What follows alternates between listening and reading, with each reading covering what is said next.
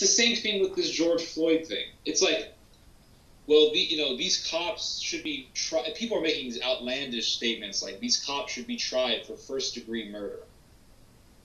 First-degree murder is, for one thing, it requires intention. It requires premeditation. It requires actual, like, you go into that situation with the intention to murder. Yeah. He knew he was going out to do this. Yeah, and if you look at the recent body cam that came up from one of the officers, there's a part where George Floyd is like, "Oh, come on, man, I can't breathe. I'm claustrophobic, man," because the cop is trying to get Floyd into the car. Uh-oh.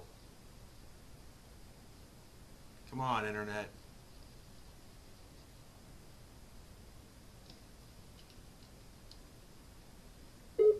And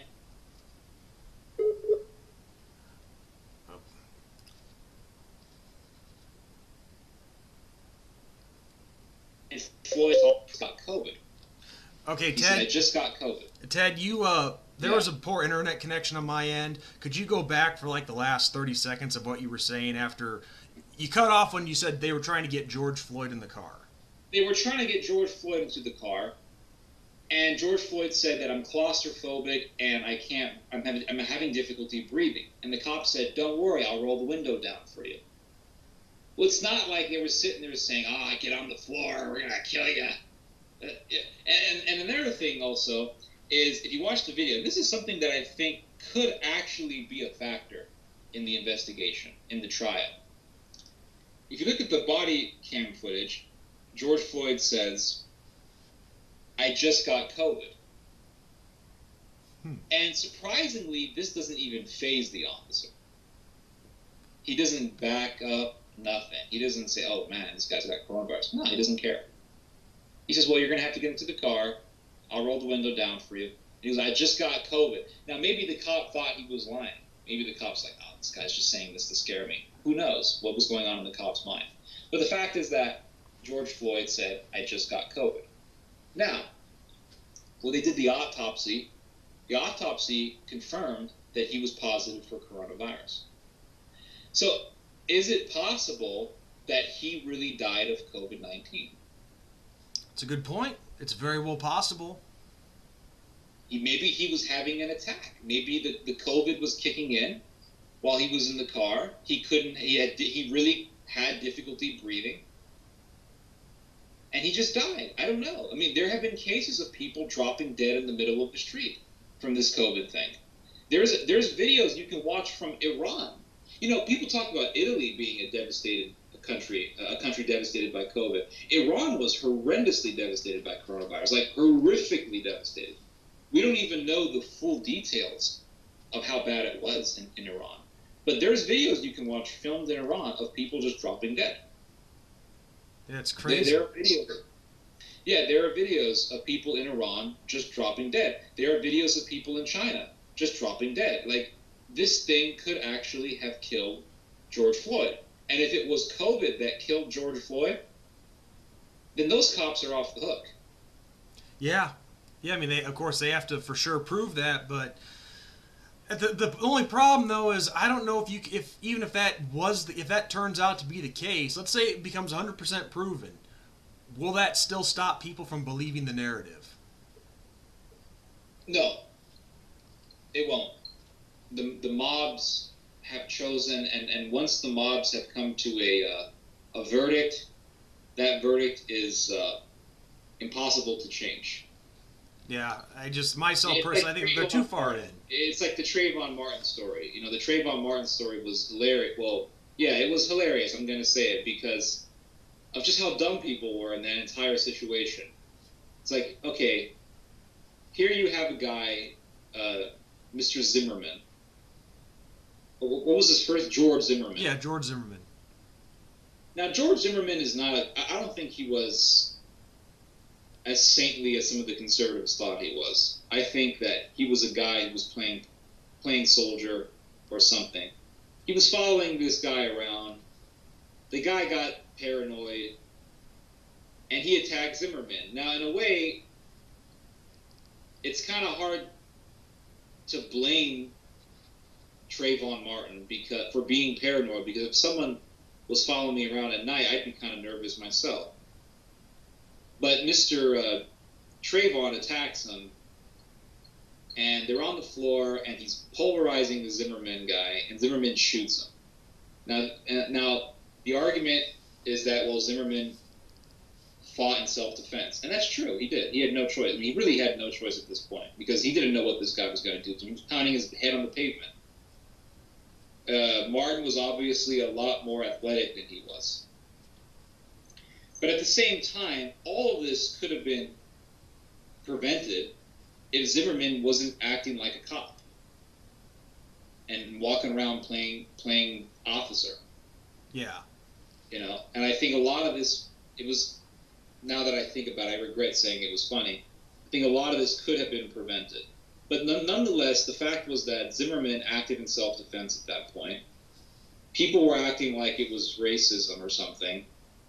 The reality is that it was just a guy who was playing officer. He got into a scuffle and he shot a guy. It wasn't like a lynching or anything. And that's what they're trying to make this out to be. They're trying to make this George Floyd story out to be like it was a modern-day lynch mob, and it wasn't.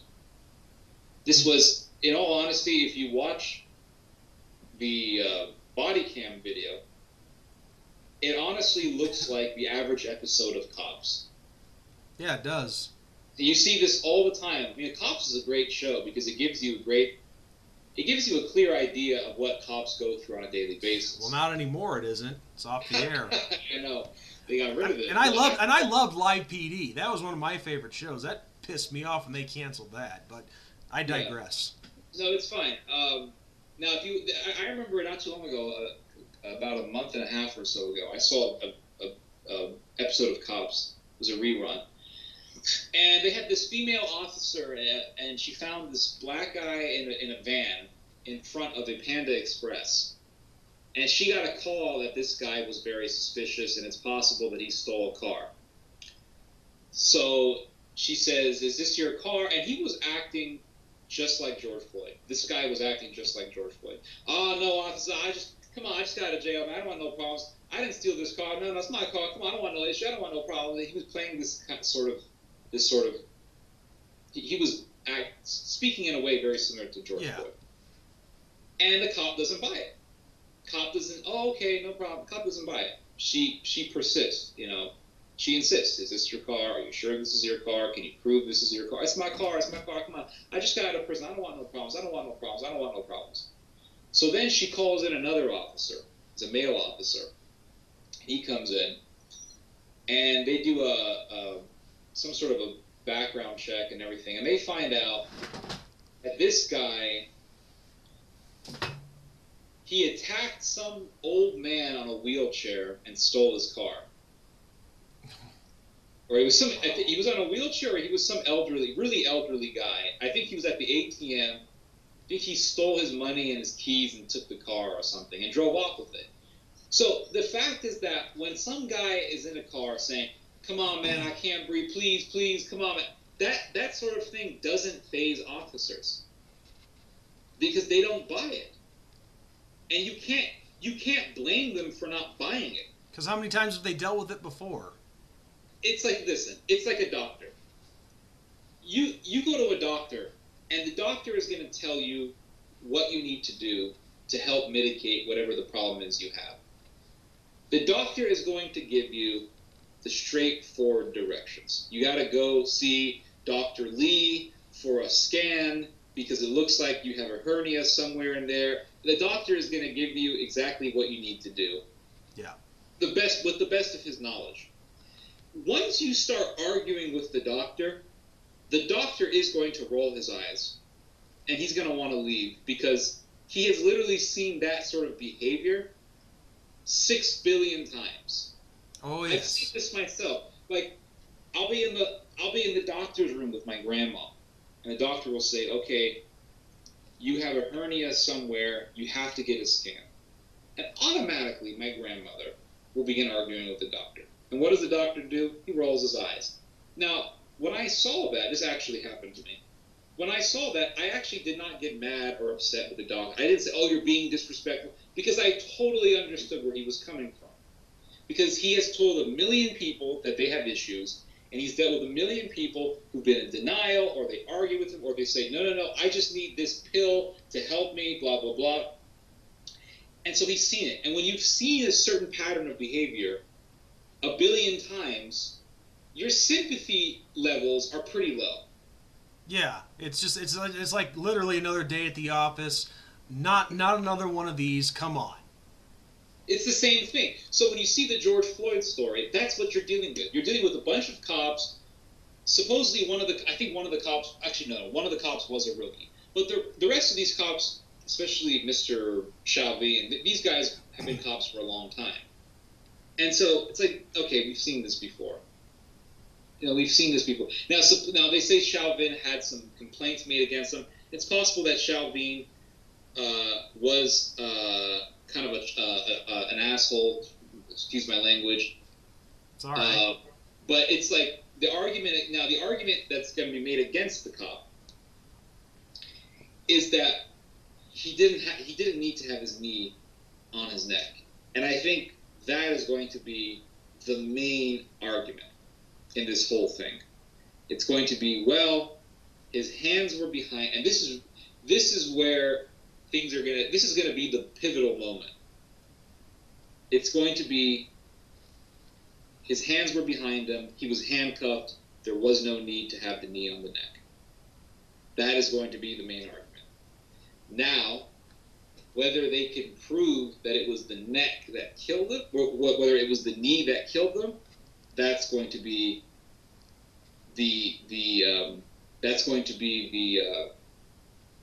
like the case that's going breaker. to require the effort of the people trying to get the cop in trouble. Oh yeah.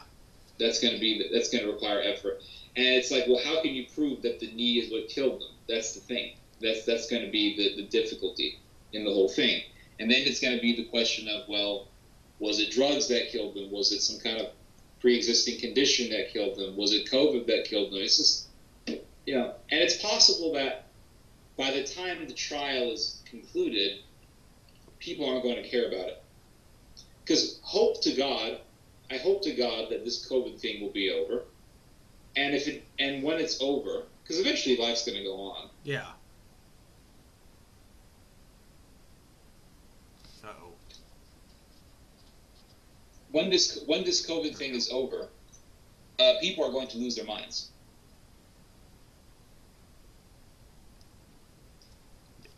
Are you there? Yeah, I'm here. I just my internet spritzes out sometimes. But you can hear me now, no problem? I can hear you just fine. Okay. What I was going to say was, I think maybe by the time the trial is over, COVID's going to be over, and people are going to lose their minds, and they're not going to give a crap about George Floyd. George who? That's what they're going to say. That's if COVID is over by then. They're going to say George who? Yeah, exactly. And George, I've the jungle, Curious George? Like, which George are we talking about here? Okay. Yeah. It just goes to show people are using this guy's death for their own agenda. But enough time passes, like you said, they won't care anymore. Yeah. It's like George Floyd, when it turned out, it's like Zimmerman. When they say Zimmerman was innocent, people didn't care. It's like this. You're now hearing this with Breonna Taylor. I don't know if you saw that story with Breonna Taylor. The one who got shot in her apartment, yeah. I think. Now, should she have died? No. But it's also going to be difficult to prove that this was first-degree murder. It's going to be difficult.